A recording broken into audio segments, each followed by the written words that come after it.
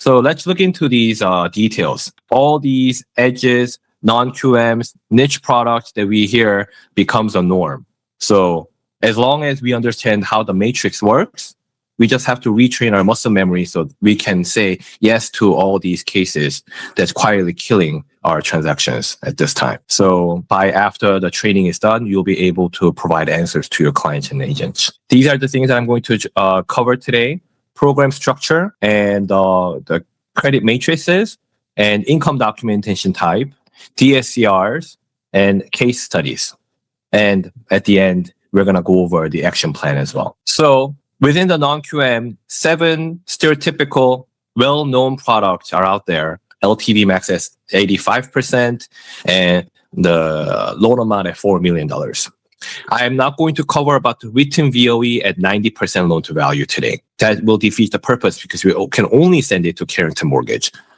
But if you have any file that's different than what you see today, please reach out to me directly and I'll help you to structure the loan. So when agency rejects the file, that shouldn't be the end of the conversation. It's the start of the non-QM conversation. We all know that, or we should know that. Loan officers who actually close are the ones who have the matrices in their head, so they can provide answers and give answers before the call ends. Okay, let's raise the bar today. Number 1, the program structure. We'll move fast through the basic frame. So for any one of us has question, write down separately, and then I'm going to do Q&A separately. So there are 2 different parallels you have to memorize, understand. Owner-occupied and second home as a left column, and the investment on the right column. So on the left side, there are 6 different document type: full doc, 2 years, full doc, 1 year, bank statement, 1099, P&L only, and written VOE and asset depletion. And on the right side, you see the everything but with non-QM, non-owner occupied. So you can add the DSCR as well. So when you just don't understand the type differences, just memorize this. Then you'll be able to, I guess, pick and choose the battle. So there are 7 different operational differences. If you walk into it, some may ask questions about closing in the personal name versus the entity name, LLC or corporation. So whenever you go through that kind of situation, debt service ratio product can be an excessive product that you can sell. So if you look into it, there are multiple amortization schedules. The product lineups are following: 15 years, 30 years, 40 years, and 5-1 arm, and 5-6 arm, and 7-6 arm. The reason for the 40-year fixed is to make sure the debt to income passes at 50%. And on the right side, interest only is available. This is the one of the best weapons that you can use when you compete with a hard money product. 10-year interest only, fully amortized over the remaining terms, or 40-year IO fixed are also available. So alone, it takes about DSCR of 0.9 to 1, bring it up to above 1, so you can qualify and approve the loan immediately. And for those who is originating in Texas, you have to make sure the cash out doesn't apply with the interest-only option. Second, the credit and matrix. This is where our loan officers really separate from the pack. So knowing exactly where the boundaries sit means what you can quote the pricing before the borrower hangs out. So if you look into this matrix, primary residence, owner-occupied matrix, purchase and refinance only applies here. The LTV goes to 90%, and the FICO at 620. When all the others say 660 is the basic and the beginning, you don't have to, give up the file. Run the loan sifter, and you'll be amazed how many investors and products you will be able to see. So if you look into the FICO at 680, this is where the interesting point is. Up to $1 million, same as 90% at 720, right? So anything that you hear, you must ask the estimated credit score at the same time. So at the loan bandwidth, 20 credit score, 20 points will swing about 5% loan to value. That will be whether to make the transaction happen or kill. So when we run the credit repair with MIXO or rapid rescore through CTIs, raising your credit score from 680 to 700, and you can, make a situation to borrow more money to the borrower.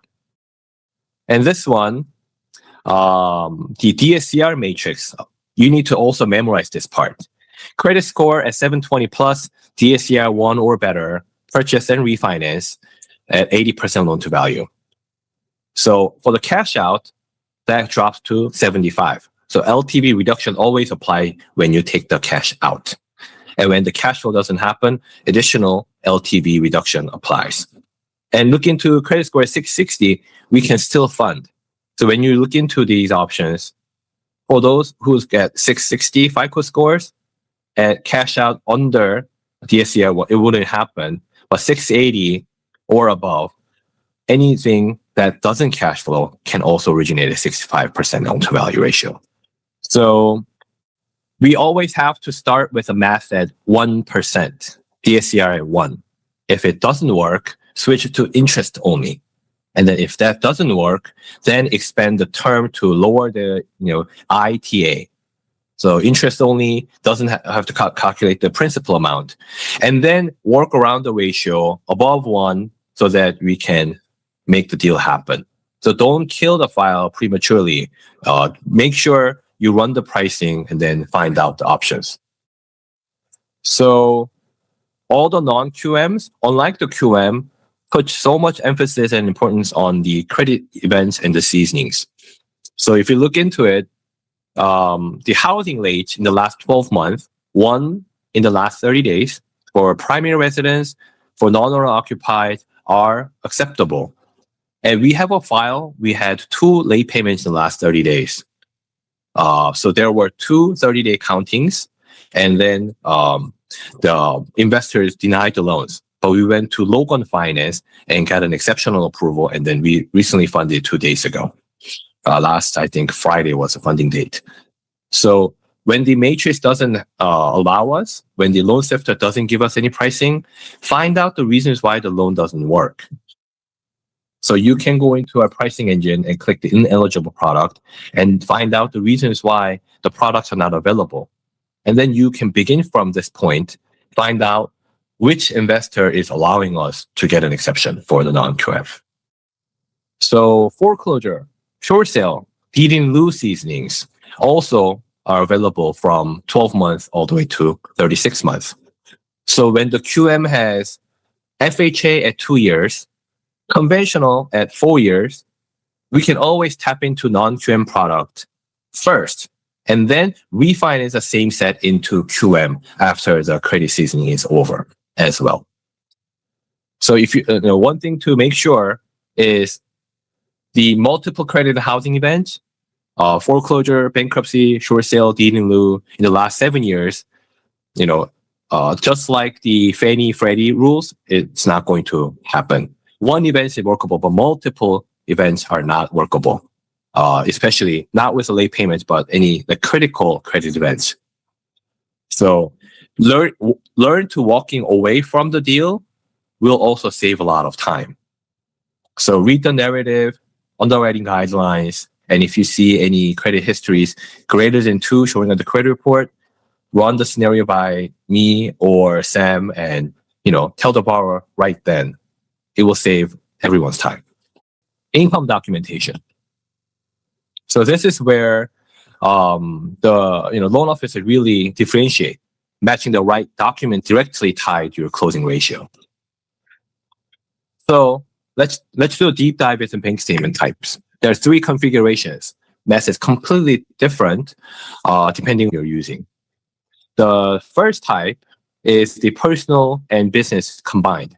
One account with both flows. When one individual has a DBA and file a tax return as a Schedule C, we see the personal and business name together on the bank statement. So in this case, 50% expense factor is a default. The smaller the business it is, the more category, more things will fill in here. And when you have the CPA, CTEC, and EA letter, we can lower the expense factor to increase the qualifying income. Second type is the personal and business being separated.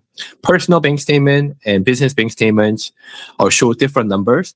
Then you can immediately look into personal bank statements and qualify the loan without expense factors. You can use 100% of deposit here. So when a borrower says something like the applicant, the business owner's wife, and I share the personal account and business deposit separately here. So that's combined situation. When you separated these two out, then we can provide the stronger income. So when the business owner receives W-2 from the business to the personal, we can use 100% of this business income along with the bank statement income to increase the qualifying income to fund more loans. Third type is a business only. We look into business bank statement only for the 12 months to 24 months, use a default ratio of 50% expense factor. And using a trust account or client trust account are not acceptable. People make a lot of mistakes finding which product, which type of account can be used. It has to be an operating account that shows multiple transaction histories. Attorneys and real estate brokers usually don't understand the differences, so they prematurely open the escrow and bring it to us. So our job is identify what document type this person fits into so that we can give a proper answers within minutes. So who qualifies and who doesn't? Since eligibility part that is the where we the loan officers can bring up the funding ratios. So let's look into this. Eligibility. Primary borrower needs 2 years of self-employment at the 25% of ownership or more. If the operating year has been lesser than 2 years, 2 years of same industry prior employment must be provided. So W-2 for the last 2 years and self-employment is 1 year is acceptable.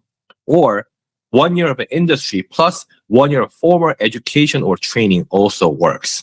So for example, a chef who just graduated from this academy, operating a business for the last year and a half, fits into this category as well. We submitted a 12-month bank statement. A lot of loan officers don't know that an option, so that they reject file because the self-employment hasn't been full 2 years yet. And 1099 contractors also fall into this self-employment document type. We need a CPA confirmation, 0% or zero ownership division. So, which means we have to show the 100% ownership in order to go for the 1099. It's obvious, but a lot of times people, when you look into more different types, receiving 1099 as an LLC, LLC ownership has been divided in the last couple of files that I've seen. So make sure you get the either K1 or CPA letter to confirm the ownership percentage. And this, surprisingly, all the service industries and tip industry works as well. Keeps our average from bank statement deposits. So receive both bank statement and 1099s to combine. And the bank statement that doesn't have the 4506C when we fund or prior to fund, when we don't have any tax transcripts, when we don't have any tax returns, then we can avoid this. But what if we have a W-2 applicant wife, for example, applies a loan with self-employed, a 12-month bank statement applicant? We can combine these two together. We can order the 4506C for the wife and omit this 45C for the husband so we can qualify using both. So on the right side, this is where the problems come up. When the bank statement has negative balances, the NSF comes up. When excessive NSF come and show up on the bank statement, usually the number is 6 within the last 12 months. When the number grows greater than 6, then we cannot originate. We cannot approve the loan. But if the NSF is covered by the linked draft protection at the same bank, like BofA or Chase, and the day-end balance is positive, it doesn't count. So don't just glimpse through and then count the NSF on the bank statement. Always check on the daily balance as well. This explains the power upfront. Yes and no right there. I just saved the deal from this. I thought the borrower had a 7 NSFs and we immediately prematurely denied the loan. But then, as I was preparing this slideshow last week, I found out that this person only had 2 NSF because the daily balance was positive. So I submitted a pre-qual review and then got an exception. So this person is now looking for purchase. Understanding the guideline seems to be too much in the beginning, but by the time you memorize and understand this, all the other things will become a lot easier. And the second largest trap that I want to emphasize is a large unsourceable deposit. When they're not documented as a business income, you have to back them out. This combined with the expense factor is a number one reason these deals die. So for example, C Corp owner giving the gift to S Corp owner, gift letter is not good enough.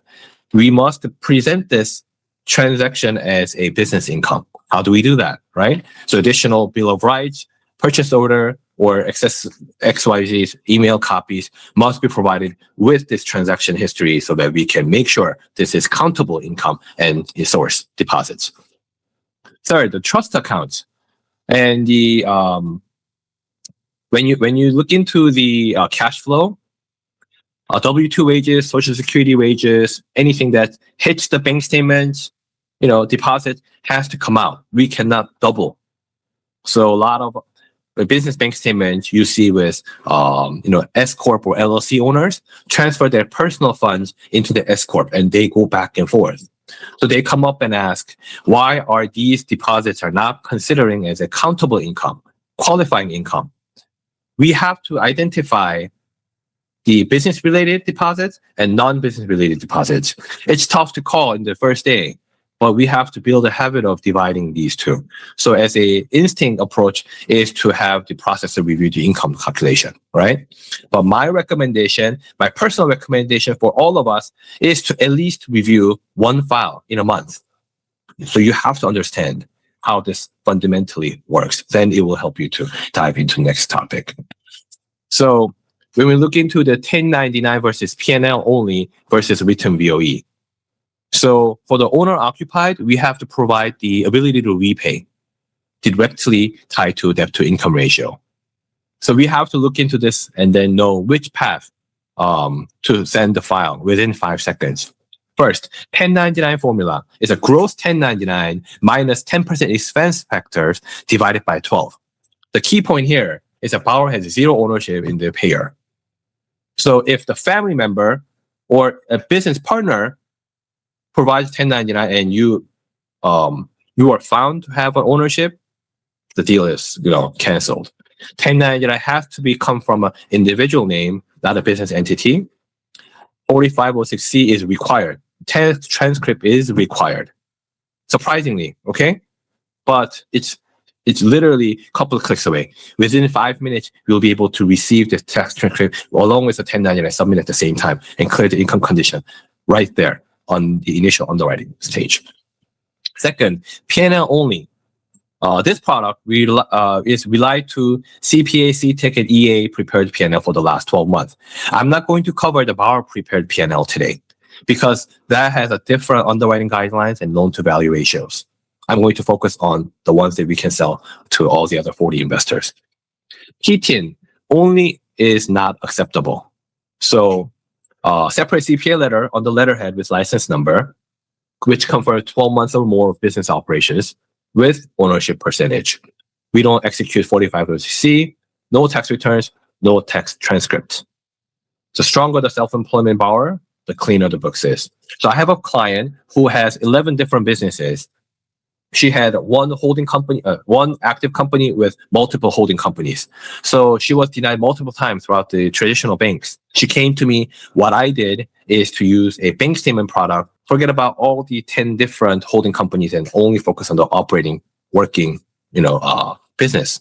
And we were able to fund within 2 weeks. And lastly, the written VOE. Written VOE form signed by HR officer or owner. And I want to be very specific with this line. On the underwriting guideline, it's asking us to provide 2 months of a personal bank statement showing the wages being deposited. But as we start the non-delegated to delegated in the future, this line will not be needed. I'll share with you more and more. And especially with written VOE product, I'll be the underwriter for all the files that we do until we feel comfortable to do multiple transactions at the same time. I will handpick and cherry pick, and I will take as long as I can to make sure written VOE numbers are making sense. And when the employer uses a third-party vendors like the work number, we cannot proceed. The written VOE must be coming from non-third-party these vendor companies. And this is not available for family-owned or family-managed businesses. So when you know this is family-owned and managed business, this automatically disqualifies written VOE product. It must go for different non-QMs. We have change wholesale that doesn't look at job information. So don't fold. Don't bend the rules on your own. Give it to us. Let's brainstorm together what can be the best option. If you prematurely pre-approve the loan and then problems come up in the future, there's nothing I can help you. So allow our processing and admin teams to get involved actively so that we can find out the problems before we submit the file. And this is also a very fun product that I want to emphasize as well. Asset depletion is for the high net worth borrowers, but all the W-2 employees who has a 401ks also work with this as well. So formula is allowable asset minus reserve requirement divided by 60 months. And this equals qualifying income. So 6 months of a bank statement or asset documents are required. And for this, you can apply as a standalone or combine with other loan documents. Full doc non-QM, bank statements, 1099, P&L, written VOE, all are combined. So when you have a client who's asking you that they're going to down pay 70, 80%, we see a lot of cash buyers coming in as well. We can encourage them to get a loan using asset depletion and potentially, add with another product to make it happen. So the combined income must be, greater so that we have a debt to income at 50%. No expanded DTI on the asset depletion. Whenever you don't apply the asset depletion, full doc non-QM debt to income ratio goes up to 55%. But anything related with asset depletion must be below 50. And cash out from the subject property cannot be considered as a qualifying asset as well. And when we apply with multiple borrowers, use the lowest representative FICO scores. So when a husband at 800, wife at 620, we use a 620 as a determining credit score to price out the loan. So unique rules applies here. Other loan types use the highest income power FICO. Asset depletion uses lowest. Let me rephrase again. When we apply the bank statement loan, husband at 800, wife also has a W-2 income that we have to consider, has a 600 credit score. In this case, we use 800 credit score to qualify the loan. Okay? We use the highest income borrower's FICO score. However, with asset depletion, lowest determining credit score is being used, just like Fannie Mae and Freddie Mac rules. Okay? So if you look into qualified asset categories are checking, savings, money market, up to 100%. Bonds, mutual funds at 90%. And 401k, IRA, SEP are 80%. And vested life insurance cash value, 100%. Not the face value. Okay? Make sure you receive all the policy in detail, itemize it. It is better to handwrite all the asset types and then complete the 1003. When I do the one-on-one meetings, I see you guys are opening up a Calix point trying to input all the information at one shot. Don't do it. Handwrite first and then put them in. Don't waste time on it. Okay? I'd rather handwrite, identify which product to send, and then price out the loan. Once you have a full scope, it's never too late to put all into Calix point. It's not going to take that long. Data input will be done in a matter of minutes. But if you do pricing, structuring, and data inputting all at the same time, it will take hours. Trust me on this. Okay? And I don't understand why you think data inputting and structuring loan can be done at the same time. Don't give it a try. Until you feel comfortable structuring the loan, utilize multiple options. Okay? And let's talk about the DSCR. We covered the DSCR last time, but I want to emphasize once again. DSCR formula is the gross monthly rent divided by PITIA or ITIA on the interest only. So 3 rules. 1, the amortizing uses note rate to calculate the PITI, no vacancy factor, no DTI calculation. And 2, interest only loan uses the note rate initially versus the the vacancy factor, no DTI calculation. Third, the rent source priority. To lower the lease versus a 1007 market rent. So when we do the market rent survey, sometimes actual rent can be higher or lower, right? Lower the lease versus the market rent, that's a default. You unfortunately have to use this lower value.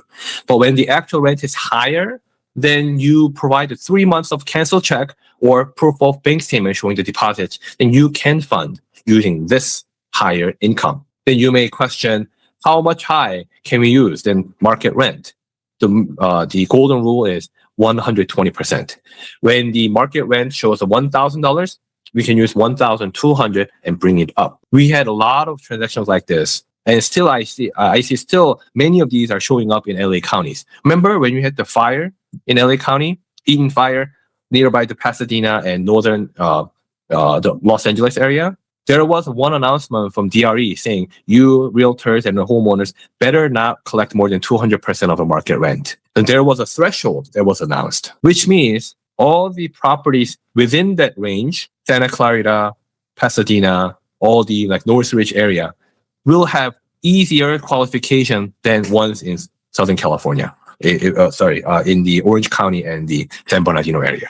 So what I'm trying to emphasize is to understand the environment and then pick a target that you can easily win.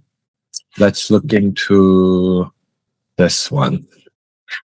So these are the scenarios that I wanted to share today. So this is a purchase transaction. The units are completely vacant. So we use the market survey, use the market rent to qualify. And second, when the first-time investor applies this DSCR, you have to understand this idea as well. When the first-time home buyer applies a loan, we have to identify the home ownership interest in the last 12 months. And we also look into the primary residence filing history for the last 3 years, 36 months. And then first-time homeowner applying the first-time investor loan product for the DSCR, we need to itemize the 6 months of a primary mortgage payment history. And for those who doesn't have this, rate will be going up or fee will go up. Minimum credit score is at 660, maximum amount at $1.5 million. And for this product, no gift funds are allowed for first-time investors. Okay, but for those who's professional investor dealing multiple transactions at the same time, then gift funds for down payment and closing costs are acceptable. We do not need any housing payment histories because credit report will show all the payment histories already, and real estate own schedule submission with the rent roll is good enough.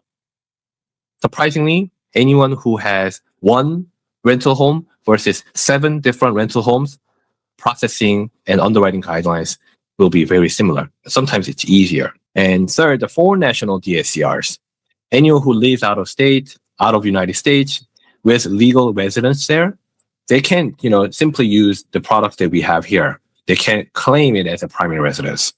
So they don't have a credit score. All they have to rely on is the debt service ratio. So you review and then you improvise and provide.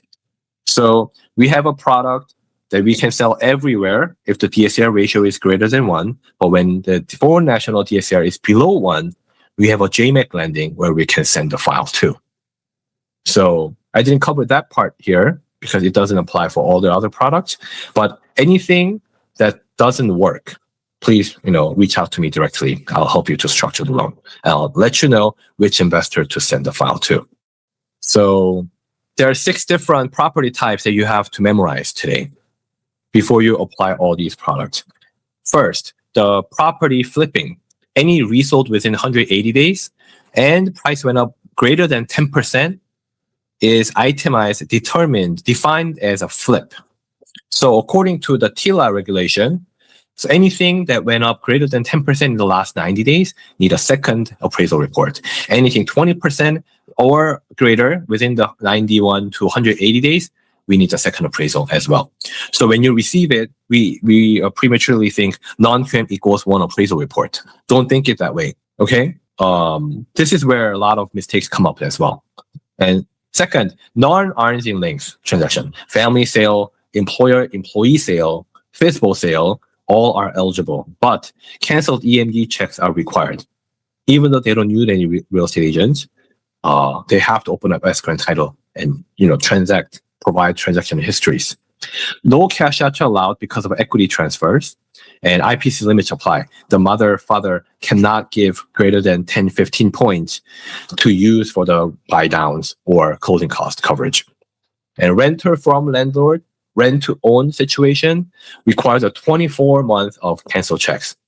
VOR from landlord, a verification of rent, this form is not acceptable. For condominium, Fannie Mae warrantable and non-warrantable both are okay, but one with the non-warrantable factor per project is acceptable. So for example, when there is a litigation and the HOA financial deficiency applied both at the same time, we cannot even fund. Itemize both and then pick one at a time. Sometimes you just wait out or change the loan type to make it happen. So when the condo conversion, for example, a lot of Northern California and Nevada right now is converting mobile home into manufactured home and mobile home into condominium. So any condo conversion that happened within the 2 years are not eligible as well. So look into this, square footage as well. It's not a mixed use, but there are some homes that have a lot of acres. When the 50% or more are non-residential square footage are not available as well. So when you look into it, sometimes you have to send a file to the investor directly or broker it out because of this regulation. And ADU, as we all know, on April 2026, guideline has been updated completely for Fannie, Freddie. So 1 unit plus 1 ADU is now standard. 1 unit plus up to 3 ADUs, or 2 units plus up to 2 ADUs, or 3 units plus 1 ADU. Combined number must be 4. So 4 units plus ADU is not allowed. Okay. Appraisal needs to have 2 sales comparable values with ADU plus 1 month to qualify and use that qualifying income from ADU to increase the loan for the purchase and refinance. And for the short-term rentals like Airbnbs, 5% loan to value reduction applies. So gross rent showing on the bank statement reduce 20% for the cost. So 80% of total deposits can be used to qualify this loan. And for the refinance, 12 months of bank statement is required. Purchase rental survey as is, or this short-term, rental form from AMC, both are acceptable.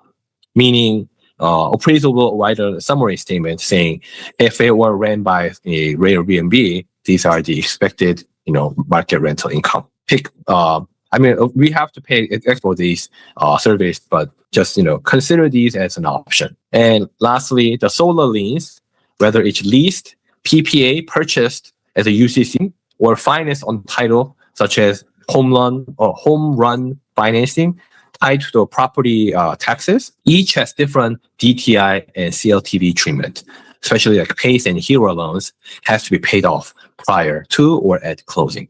So always pull the preliminary title report and check the UCC filing. So whenever you hear solar, you make sure you educate the listing agent to bring out the prelim beforehand, or build the habit of running the title report or preliminary search before you pre-approve the file. So there are multiple things that has been changed. So I'm not going to cover the things that I covered. Cryptocurrency is now eligible for the down payment and closing cost and reserves.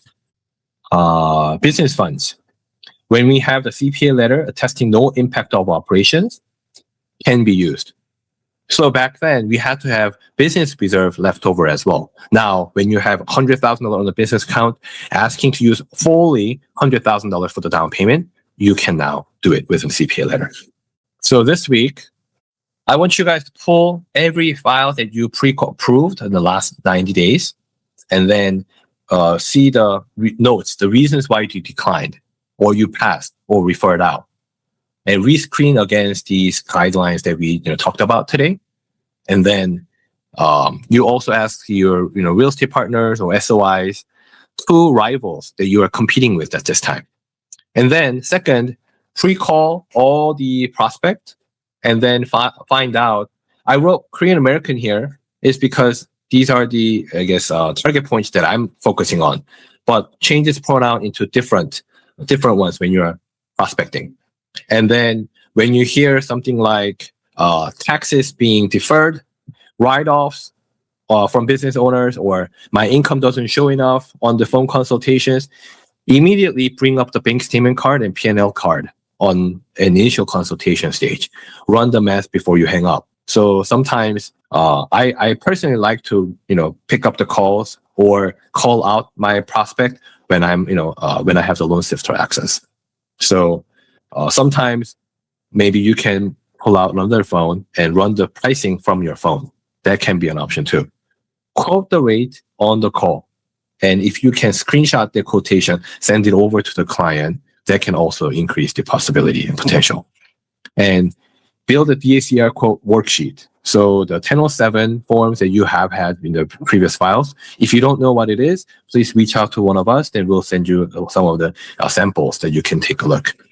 And automate the comparable value between actual rent versus the market rent.